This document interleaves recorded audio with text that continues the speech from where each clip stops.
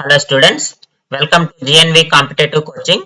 ఈ వీడియోలో మనము టీజీ టెట్ లో 31/5/2024 లో జరిగిన పేపర్ 1 కి సంబంధించిన mathematics previous year questions 30 bits solve చేద్దాము. 30 ప్రాక్టీస్ బిట్స్, 24 కంటెంట్, అలాగే 6 మెథడాలజీ బిట్స్ ని మనం అయితే సాల్వ్ చేద్దాము.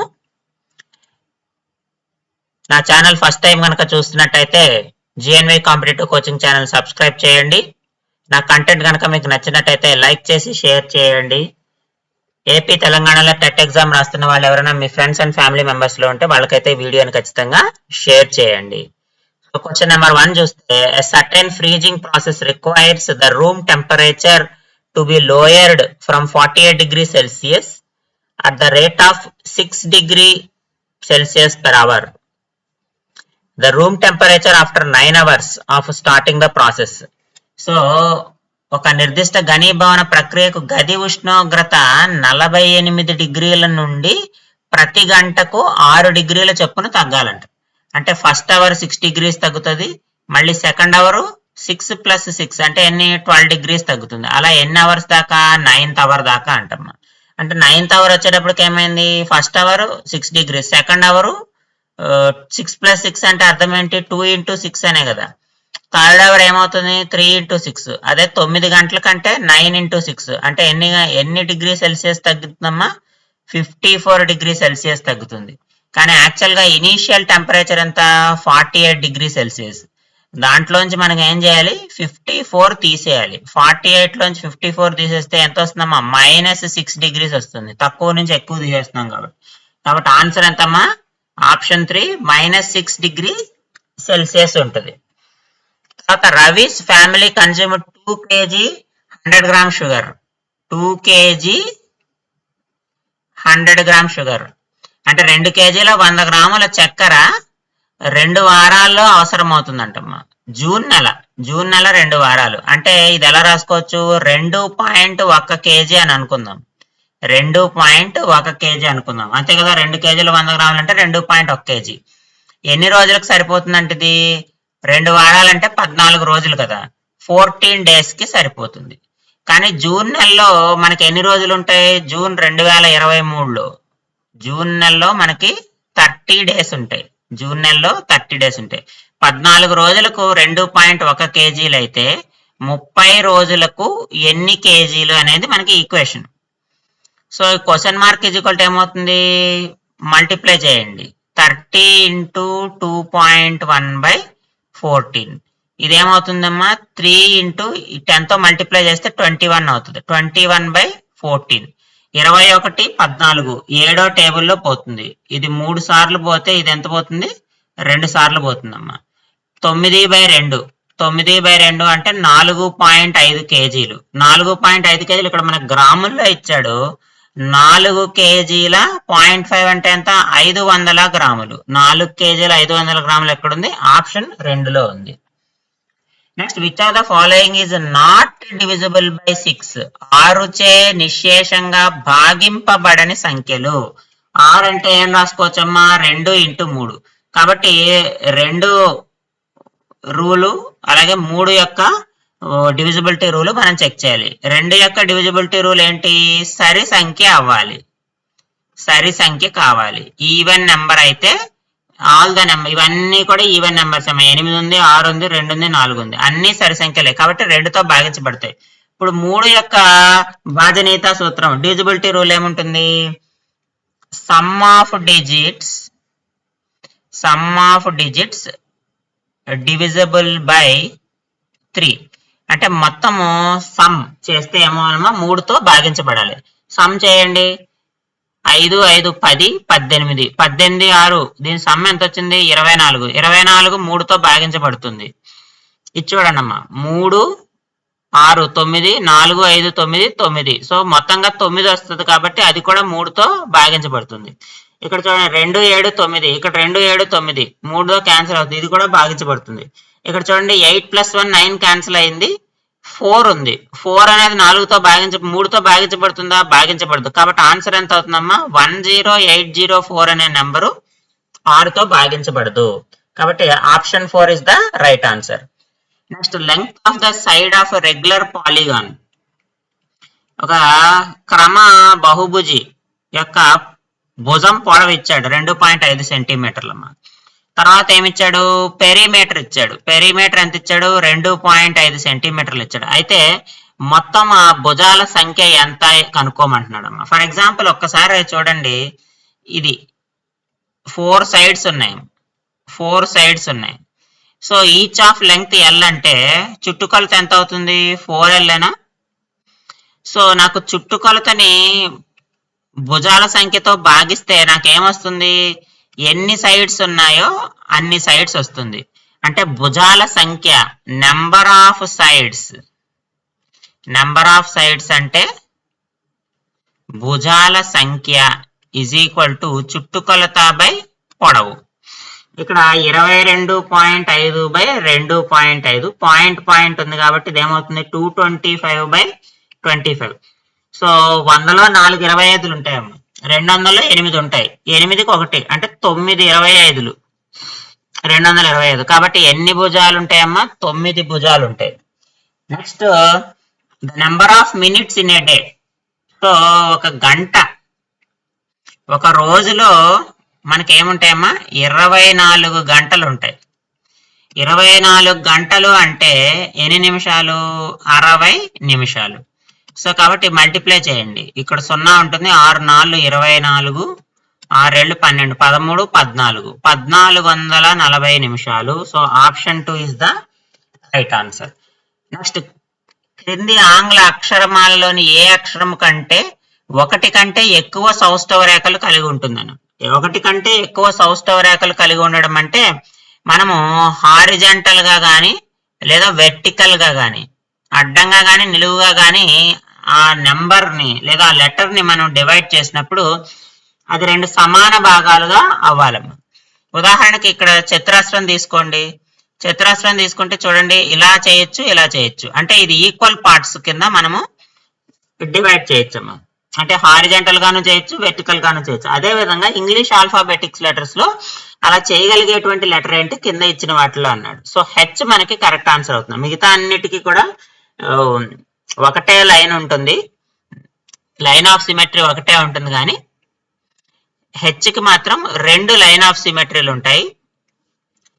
హెచ్ తో పాటుగా ఇంకా ఎవరికి ఉంటుంది అంటే ఐకి ఉంటుందమ్మా. ఒకవేళ క్వశ్చన్ లో మనకి ఐ గనక ఇస్తే ఐకి ఉంటుంది, అలాగే ఎక్స్ కి కూడా 2 లైన్స్ ఆఫ్ సిమెట్రీ ఉంటుంది, అలాగే ఓకి మోర్ దాన్ 2 ఉంటాయి, మోర్ దాన్ 2 ఉంటాయి. 2 కంటే ఎక్కువ ఎన్నైనా గీయచ్చు, ఎందుకంటే సర్క్యులర్ షేప్ లో ఉంది కాబట్టి ఓకి ఎక్కువ. అంటే ఇంగ్లీష్ ఆల్ఫాబెట్స్ లో ఉన్న 26 అక్షరాలలో HIXO కి మాత్రమే number of lines of symmetry more than 2 ఉంటాయి, మోర్ దాన్ 2 ఉంటాయి. మిగతా వాటన్నిటికీ ఒకటే ఉంటుందమ్మా.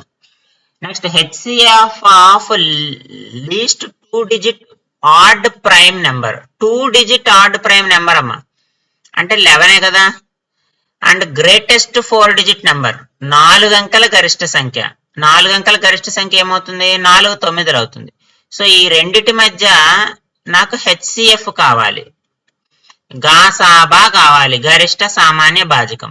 11 ఇందులో పోతుందో లేదో చూడండి, ఖచ్చితంగా పోతుంది. ఎన్నిసార్లు పోతుంది, 909 టైమ్స్ పోతుంది. అంటే 909 × 11 = 9999 అవుతుందమ్మా. సో 11 తోటి ఎప్పుడైతే డివిజిబుల్ అవుతుందో మనకు కరెక్ట్ ఆన్సర్ ఏమవుతుందమ్మా, 11, ఆప్షన్ 4 అవుతుంది. మామూలుగా చూసినా కానీ ఇక్కడ మనకి 3 అనేది ప్రధాన సంఖ్య అవుతుంది, అది కానీ అది సింగిల్ డిజిట్ కదా. 9 99 ప్రధాన సంఖ్యలు కాదు, కాబట్టి ఉన్నది ఒకటే ఆన్సర్ 4 అనమాట.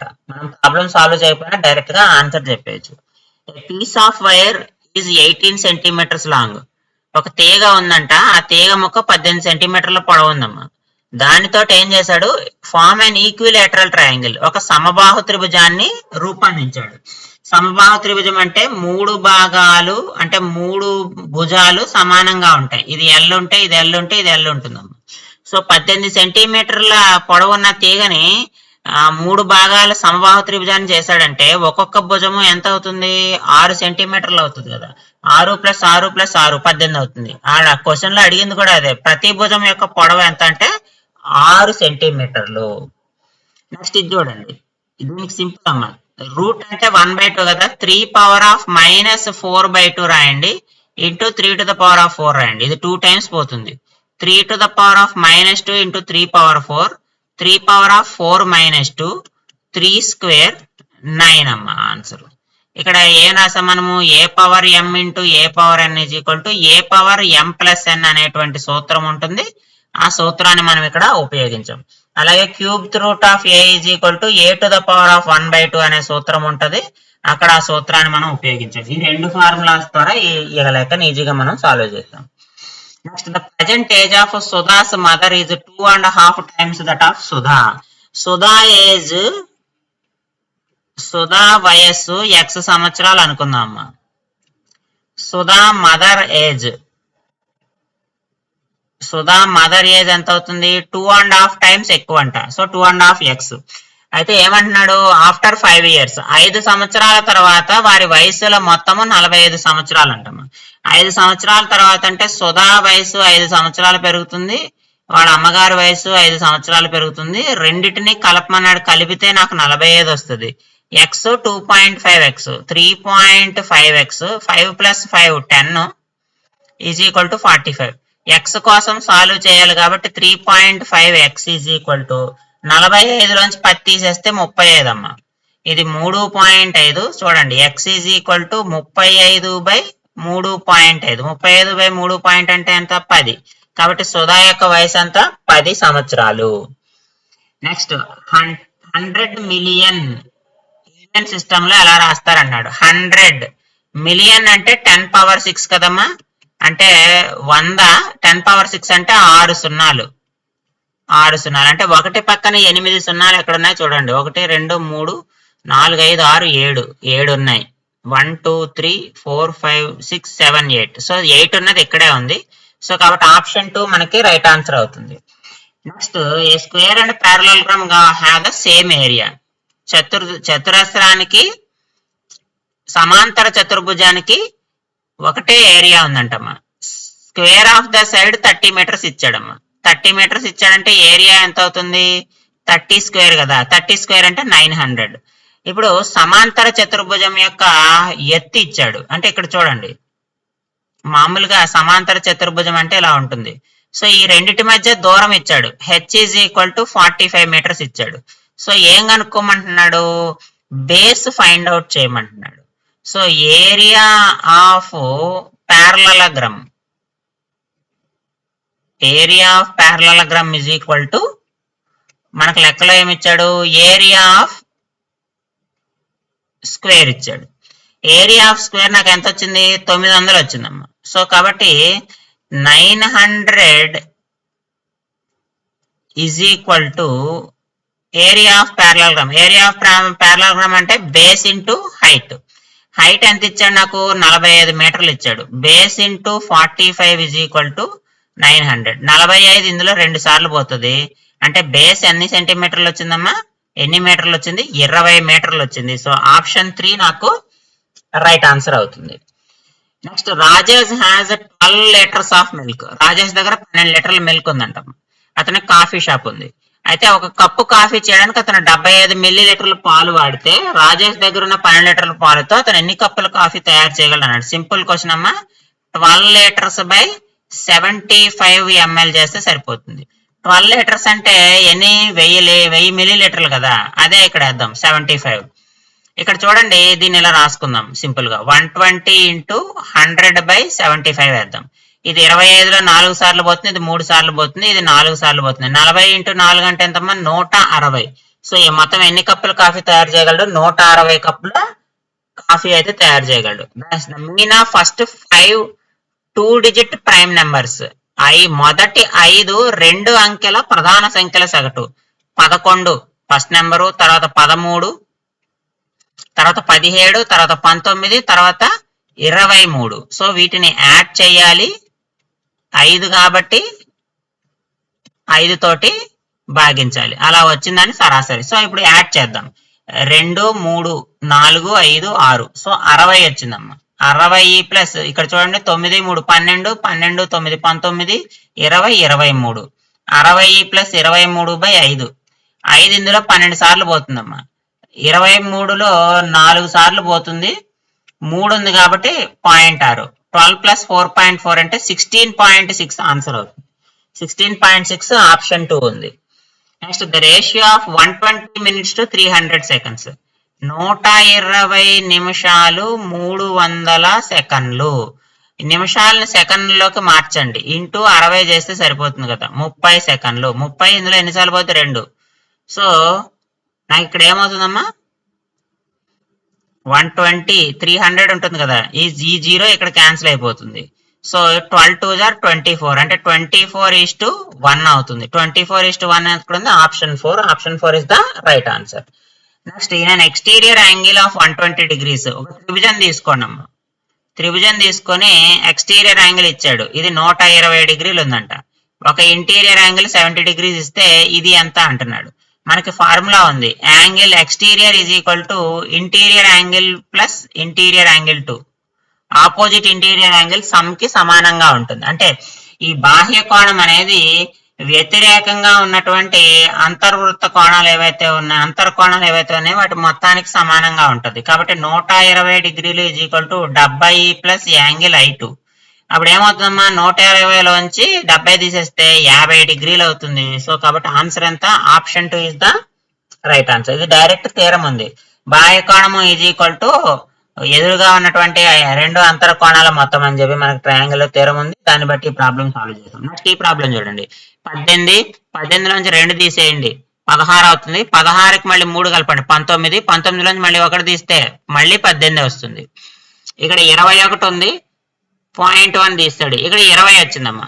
ఈ 2 చేస్తే 0.20 వచ్చింది. ఇక్కడ చూడండి, 69లోంచి 49 తీసిన 0.20నే కదా, రెండింటి మధ్య ప్లస్ ఉంది కాబట్టి 18.40 అవుతుంది.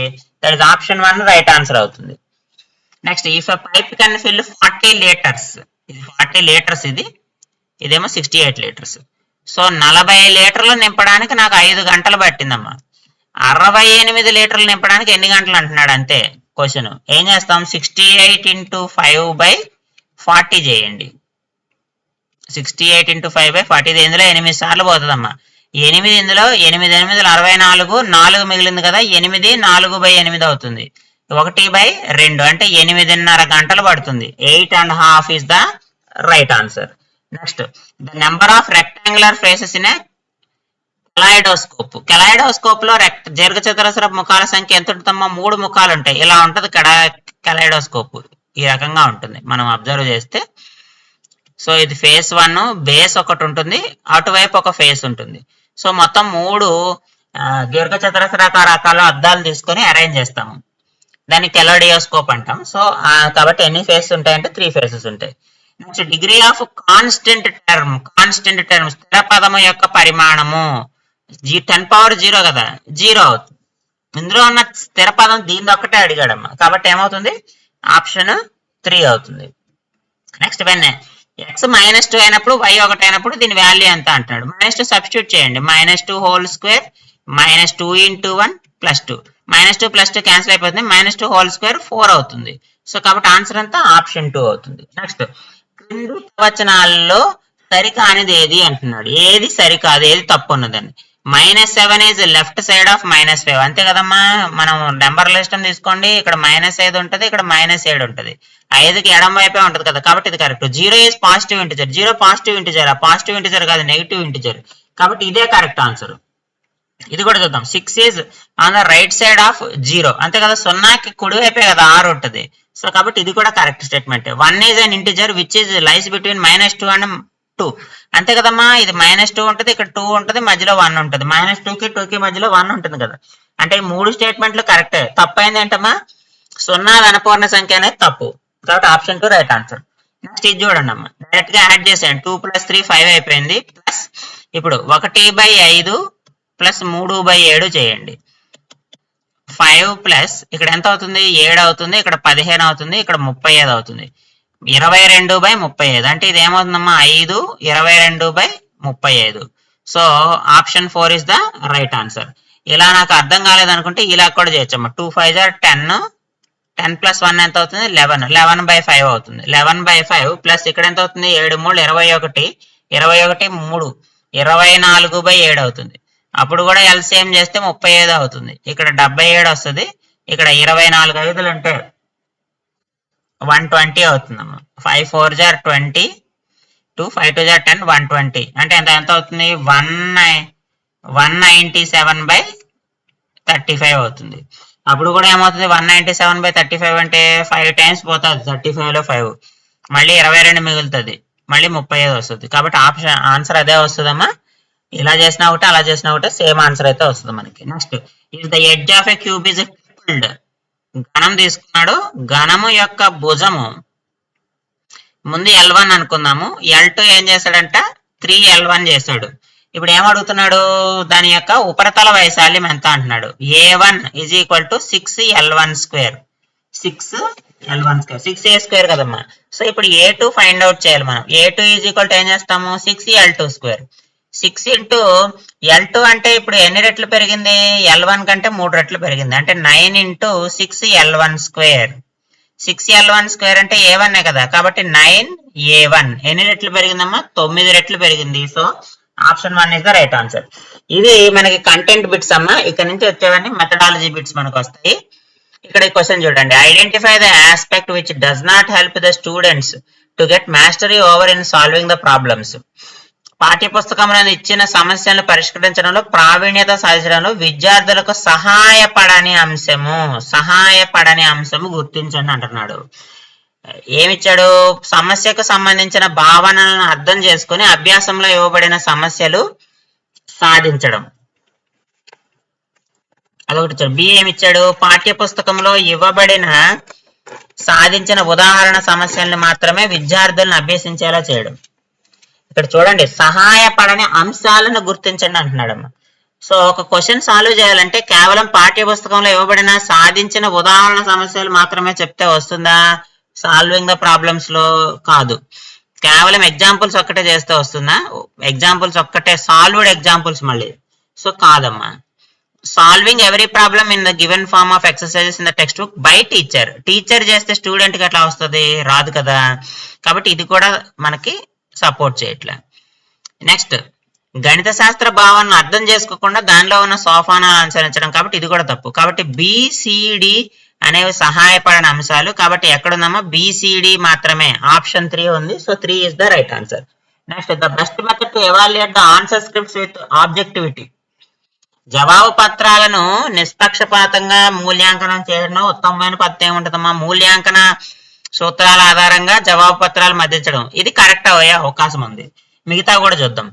జవాబు పత్రాలను తనదైన రీతిలో మూల్యాంకనం చేయడం, అలా చేస్తే కుదరదు కదమ్మా. మూల్యాంకనం చేసే అదే వ్యక్తితో సమాధాన ప్రశ్నలు తిరిగి మూల్యాంకనం చేయించడం కాదు. Doing student wise and question wise analysis, ఇది కూడా కాదమ్మా. So first they correct answer. మూల్యాంకన సూత్రాల ఆధారంగానే జవాబు పత్రాలు మనం మూల్యాంకనం చేయాలి.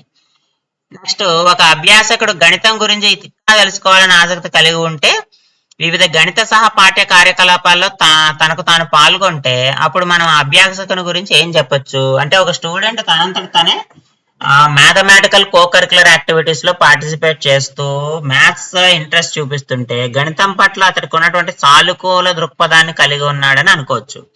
మంచి గణన నైపుణ్యాలు కాదు, మేధో నైపుణ్యం కాదు, అలాగే సిలబస్ పూర్తి చేయడము కాదు, గణితం పట్ల అతనికి సానుకూల దృక్పథాన్ని కలిగి ఉన్నాడని తెలుస్తుందమ్మా. నెక్స్ట్, కింది వాటిలో సరళ విధానము నందు నిర్మించిన గణిత పాఠ్యాంశాలకు వర్తించని లక్ష్యం అంటే స్పైరల్ అప్రోచ్ కానిది ఏది అంటున్నాడు. స్పైరల్ అప్రోచ్ కానిది చూడండి.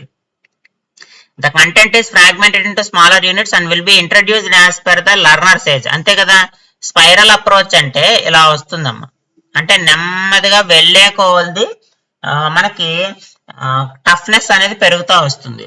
సో కాబట్టి ఇది కరెక్టే. అంటే స్టూడెంట్ ఏజ్ పెరిగే కొలది లెవెల్ ఆఫ్ టఫ్నెస్ అనేది పెరుగుతుంది. మునుపటి తరగతిలో నేర్చుకున్న అంశాలను పునః పరిశీలించడానికి అవకాశం. ఎస్, మనం ఒక్కసారి రీవిజిట్ చేస్తాం. చిన్న ఇంట్రడక్షన్ ఉంటుంది, ముందు చదివిన తరగతుల్లోది రీవిజిట్ ఉంటుంది. నెక్స్ట్, ఒక విద్యార్థి ఒక తరగతి నుండి తదుపరి ఉన్నత తరగతికి మారినప్పుడు విషయం యొక్క కాఠిన్యత స్థాయి మరియు సంక్లిష్ట స్థాయి పెరుగుతాయి. చెప్పుకున్నాం కదా, లెవెల్ ఆఫ్ టఫ్నెస్ అనేది పెరుగుతుంది. కాబట్టి ఇది కూడా కరెక్టే. నెక్స్ట్, ఒక నిర్దిష్ట అంశం ఒక నిర్దిష్ట తరగతిలో ప్రవేశపెట్టబట్టి అదే తరగతిలో ముగుస్తుంది అనేది తప్పము. సో ఆప్షన్ 4 నాకు రైట్ ఆన్సర్ అవుతుంది. ఎందుకంటే స్పైరల్ అప్రోచ్ అనేది క్లాస్ పెరుగుతూ ఉంటే ఆ టాపిక్ కూడా పెరుగుతూ లెవెల్ ఆఫ్ టఫ్నెస్ పెరుగుతూ వస్తుంది, కానీ ఆ టాపిక్ తోనే ఆ క్లాస్ లోనే ఆ టాపిక్ ఎండ్ అయిపోతుంది అనేది స్పైరల్ అప్రోచ్ కిందకి రాదు. కాబట్టి ఆప్షన్ 4 నాకు రైట్ ఆన్సర్ అవుతుంది. నెక్స్ట్, సంక్లిష్టతో కూడిన రాత సమస్యలను అభ్యాసకులు ఎలా సాధించాలో బోధించడానికి అత్యంత అనువైన పద్ధతి. The most appropriate method of teaching to make learners how to approach word problems for solving which involves complexity problems అనేది అనలిటిక్ మెథడ్ లో మనం చేస్తాం. ఇండక్టివ్, డిడక్టివ్, లాబొరేటరీ కాకుండా అనలిటిక్ మెథడ్ లో అయితే మనము ఈ ప్రాబ్లమ్ సాల్వింగ్ టెక్నిక్స్ ని నేర్చుకోవచ్చు. సో ఆప్షన్ 2 రైట్ ఆన్సర్ అవుతుంది. నెక్స్ట్ చూడండి, ఈ కింది వాటిలో గణితంలోని కొత్త అంశాలను బోధించడంలో ప్రారంభించే ముందు ఉపాధ్యాయుడు చేయాల్సిన ప్రాథమిక పని గుర్తించండి అంటున్నాడు. అంటే క్లాస్ స్టార్ట్ చేసే ముందు ఉపాధ్యాయుడు ఏం చేయాలని చెప్తున్నాడు. ఈ పాఠ్యాంశాన్ని బోధించే సమయంలో అభ్యాసకులు సాధించాల్సిన అభ్యసన ఫలితాలు, అంతే కదా. First learning object, learning outcomes ఏముంటాయో చెప్తాం, కాబట్టి ఏ ఉంటుంది. లిస్ట్ ఆఫ్ ప్రీ కాన్సెప్ట్స్, ముందుగా ఏమి పూర్వ భావనలు చెప్పాలి కదమ్మా, ప్రీ రిక్విసైట్స్ చెప్పాలి కదా. తర్వాత mapping of relevant teaching learning resources, ఆ టాపిక్ చెప్పడానికి అవసరమైన బోధనాభ్యాసన వనరులు గుర్తించాలి. అలాగే fair idea and teaching strategies, approaches and methods to be deployed for teaching the topic, బోధనా వ్యూహాలు, విధానాలు, పద్ధతులు, ఇది కూడా కావాలి. విద్య యొక్క సాధారణ లక్ష్యాలపై ఆలోచన ఉండడం, ఇది అవసరం లేదు కదమ్మా, ఇది జనరలైజ్డ్, సో ఇది అవసరం లేదు. కాబట్టి ఈ కాకుండా ABCD అవసరం అవుతాయి.